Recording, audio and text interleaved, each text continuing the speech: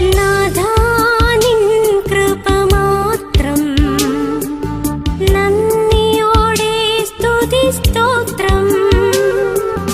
നാഥാ നിൻ കൃപ മാത്രം, നന്ദിയോടെ സ്തുതി സ്തോത്രം. നീ മാത്രമെൻ തണലെന്നും, നീ മതി എന്നേശുവേ.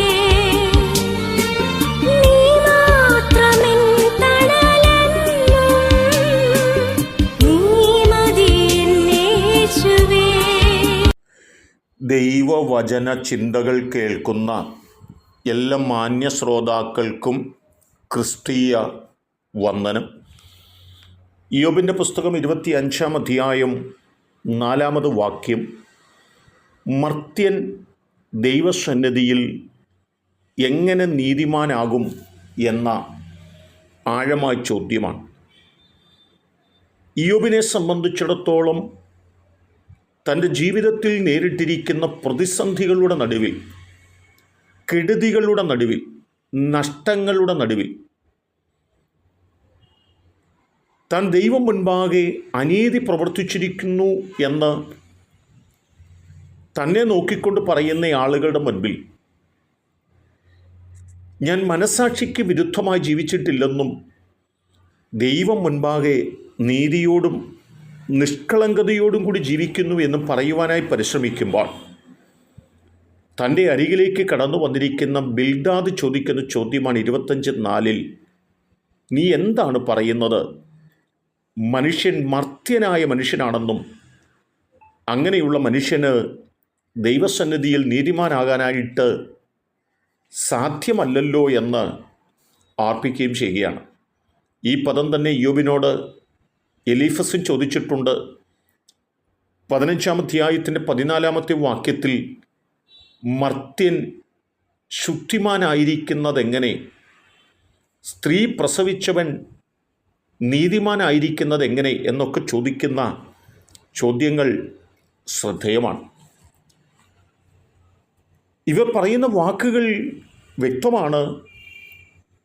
പാപത്തിൽ എൻ്റെ അമ്മ എന്നെ ഗർഭം ധരിച്ചു എന്ന് പറയുന്നത് പോലെ സ്ത്രീ പ്രസവിച്ച മനുഷ്യർ മർത്യശരീരമുള്ളവരാണ്. അവർ മരണത്തിലേക്ക് നയിക്കപ്പെടുന്നവരാണ്. അവർ നീതിമാന്മാർ എന്ന് പറയുവാൻ അവർക്ക് സാധ്യമല്ല എന്നതൊരു യാഥാർത്ഥ്യമാണ്. പൗലോസും പറയുന്നുണ്ട്, നീതിമാൻ ആരുമില്ല, ഒരുത്തൻ പോലുമില്ല, എല്ലാവരും പാപം ചെയ്ത് ദൈവ തേജസ് നഷ്ടപ്പെട്ടവരായിരിക്കുന്നു എന്നൊക്കെ പറയുന്ന വാക്കുകൾ തിരുവചനത്തിൽ കാണുന്നുണ്ട്.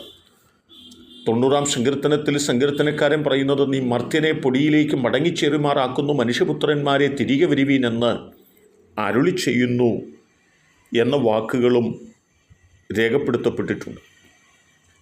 മാത്രമല്ല 37-ാം സങ്കീർത്തനത്തിലേക്ക് നാം കടന്നു വരുമ്പോൾ അവിടെ പറയുന്നൊരു പ്രസ്താവനയുണ്ട്, ദുഷ്ടൻ പ്രബലനായിരിക്കുന്നതും സ്വദേശീയമായ പച്ചവൃക്ഷം പോലെ തഴയ്ക്കുന്നതും ഞാൻ കണ്ടിട്ടുണ്ട്. ഞാൻ പിന്നെ അതിലെ പോയപ്പോൾ അവൻ ഇല്ല. തിന്മ പ്രവർത്തിക്കുന്നവരെ തഴച്ചു വളരുന്നു. സ്ത്രീ പ്രസവിച്ച മനുഷ്യൻ അല്പായുസുള്ളവനാണെങ്കിലും ആ കാലഘട്ടം ശക്തിയോടെ വളർന്നു വരികയും പ്രബലനാകുകയും ഒക്കെ ചെയ്യുന്നുണ്ട്.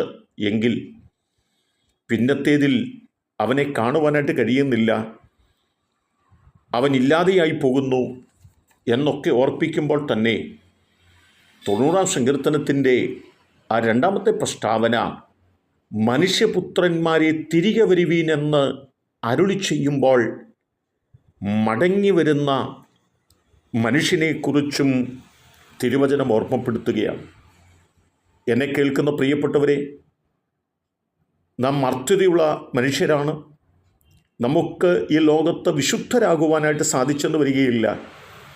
എന്നാൽ നമ്മെ വിശുദ്ധരാക്കുന്ന, നമ്മെ നീതിമാന്മാരാക്കുന്ന, നമ്മെ നിത്യ തേജസ്സിലേക്ക് നയിക്കുന്ന ഒരത്യുന്നതനായി ദൈവത്തിൻ്റെ സാന്നിധ്യം തിരിച്ചറിഞ്ഞുകൊണ്ട് നമ്മുടെ ജീവിതത്തിലെ മറ്റുള്ളവരുടെ വാക്കുകളുടെ മുൻപിലുള്ള ക്ഷീണങ്ങൾ വിട്ട് നമുക്ക് ദൈവത്തിനു വേണ്ടി നിൽപ്പാൻ നമ്മെ സമർപ്പിക്കാം. അതിന് എന്നെ കേൾക്കുന്ന നിങ്ങൾക്ക് ദൈവം കൃപ നൽകട്ടെ. കരുണയുള്ള ദൈവമേ, നല്ല കർത്താവേ, ഞങ്ങൾക്ക് വിശുദ്ധരാകുവാൻ കഴിയില്ല, നീതിമാനാകുവാൻ കഴിയുകയില്ല. എന്നാൽ ഞങ്ങളെ വിശുദ്ധരാക്കുന്ന, ഞങ്ങളെ നീതിമാന്മാരാക്കുന്ന ദൈവത്തിൻ്റെ സാന്നിധ്യം അത് ഞങ്ങൾക്ക് അനുഭവിപ്പാനും ആ ദൈവശബ്ദം കേട്ട് ദൈവത്തിങ്കിലേക്ക് വരുവാനും ഞങ്ങൾക്ക് കൃപ നൽകണമേ. ദൈവം അനുഗ്രഹിക്കുന്നത് കൊണ്ട് സ്തോത്രം. യേശു കർത്താവിൻ നാമത്തിൽ തന്നെ ആമേൻ.